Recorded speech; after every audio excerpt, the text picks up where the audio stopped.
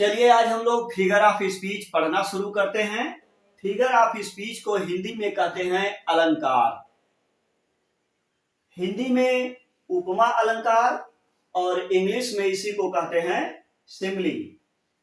अब उपमा अलंकार की परिभाषा आप लोग जानते होंगे। उपमा अलंकार की परिभाषा है जब दो अलग अलग वस्तुओं की किसी एक समान गुण के आधार पर तुलना की जाती है तो वहां उपमा अलंकार होता है। इंग्लिश में क्या है? A simile is a comparison between two objects of different kinds. दो अलग अलग तरह की वस्तुओं की तुलना की जाती है which have one point in common, जिनमें एक पॉइंट कॉमन होता है। The words as, like और so, जो वर्ड है as, like या so are used for comparison, तुलना के लिए प्रयोग किए जाते हैं। दोनों वस्तुओं के कंपैरिजन में, दोनों वस्तुओं की तुलना करने में एज का, लाइक का या तो सो का प्रयोग किया जाता है। यही सिमिली की मेन पहचान है। जैसे एग्जाम्पल के माध्यम से समझते हैं। इसमें लिखा है live like a hermit and work like a horse. सन्यासी की तरह जियो और घोड़े की तरह कार्य करो। क्या हो गया? लाइव को हर्मिट से कंपैरिजन कर दिया गया और पहचान है live. Work like a horse, घोड़े की तरह कार्य करो। तरह शब्द के लिए लाइक का यूज हो गया। आप देखिए जिस सेंटेंस में लाइक शब्द आ गया यह सेंटेंस सिमिली हो गया। She is as fresh as dew. As शब्द इसमें प्रयोग किया गया। यहां देखें, यहां तुलना के शब्द कौन है? As. She is as fresh as dew. यहां कंपैरिजनिंग वर्ड एज यूज किया गया है। I wondered lonely as a cloud. I wondered, मैं इधर उधर भटका या मैं इधर उधर फ्री माइंड से या फ्री होकर टहला। लोनली, अकेले, एज ए क्लाउड, जैसे कि बादल। क्या कह रहा है? मैं बादल की तरह फ्री होकर इधर उधर अकेले टहला। बादल क्या है? आप देखे हैं आसमान में बादल अकेले ही उड़ता है, उसके साथ कोई आने जाने वाला नहीं है।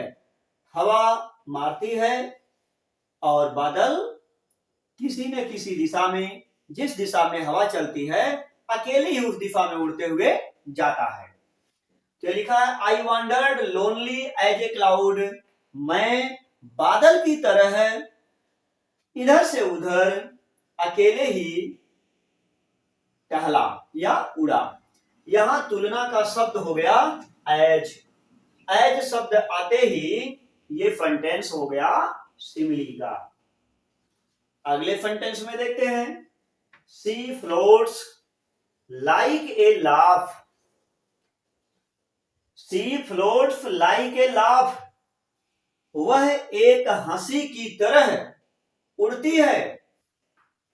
From the lips of a dream, एक सपने के ओठ से। कह रहा है सपने में जिस तरह से ओठ से हंसी बिखरती है, हंसी फूटती है, अर्थात मुस्कान फूटती है, उसी तरह से वह उड़ी या बही।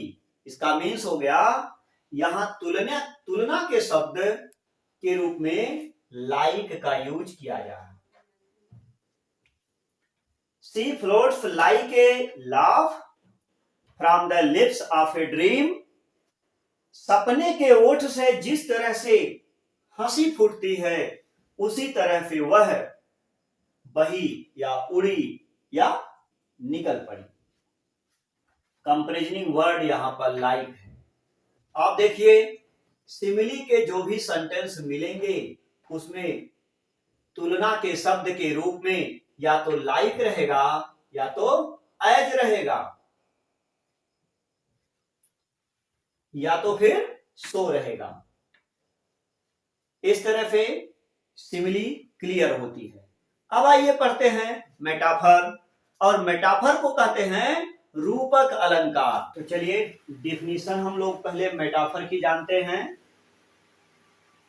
Metaphor is an implied simile. Means होता है कि मेटाफर एक तरह की छिपी हुई अदृश्य सिमिली है, अर्थात मेटाफर भी एक तरह का उपमा ही है, लेकिन वो गुप्त है, छिपा हुआ है। Like simile it does not state. Simile की तरह यह व्याख्या नहीं करता है। क्या नहीं करता है?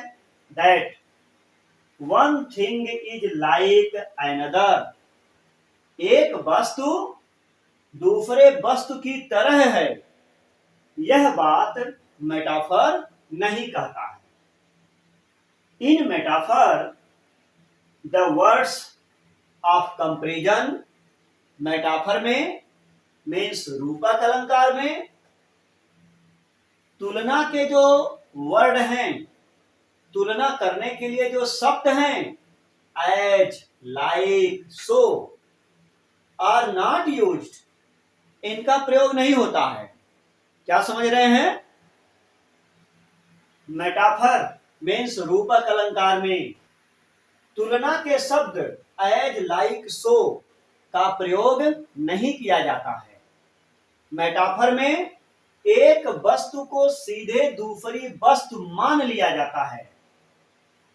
ठीक, इसमें तुलना नहीं की जाती है। आइए एग्जाम्पल के माध्यम से समझते हैं। एग्जाम्पल है लाइफ इज ए ड्रीम। कह दिया जीवन एक स्वप्न है। जीवन को, लाइफ को सीधे सीधे स्वप्न मान ले रहा है। The camel is the ship of desert. Camel, camel तो भाई ऊंट है, और शिप क्या है? जहाज है। लेकिन कह रहा है the camel is the ship of desert. Camel desert का शिप है, जहाज है, अर्थात ऊंट रेगिस्तान का जहाज है। ऊंट को सीधे सीधे जहाज कह दे रहा है। Friendship is sheltering tree. मित्रता आश्रयदाता वृक्ष है। फ्रेंडशिप को शेल्टरिंग ट्री मान लिया जा रहा है। The world is a stage. World को, दुनिया को सीधे सीधे स्टेज कह दिया। Kashmir is the Switzerland of India. क्या कह रहा है? कह रहा है Kashmir is the Switzerland of India. Kashmir Bharat का स्विट्जरलैंड है। मीन्स सीधे सीधे कश्मीर को स्विट्जरलैंड बता दिया जा रहा है। नेक्स्ट है life is but A walking shadow. जीवन मीन्स जिंदगी एक चलती हुई छाया है। सीधे सीधे कहा कि life is but A walking shadow. जीवन एक चलती हुई छाया है। भैया जीवन को सीधे सीधे छाया बता दिया जा रहा है। यहाँ पर कोई तुलना नहीं की जा रही है।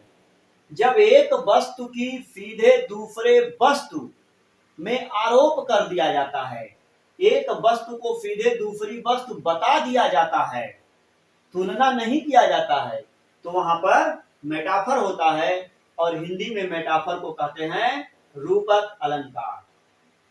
तो परीक्षा में ध्यान देना, जहां पर एक वस्तु को सीधे दूसरी वस्तु बता दी जाएगी वहां पर मेटाफर होगा, और सिमिली में आपने देखा है एक वस्तु की दूसरी वस्तु से तुलना कर दी जाती है और उसमें तुलना के लिए एज लाइक सो वर्ड लगे रहते हैं।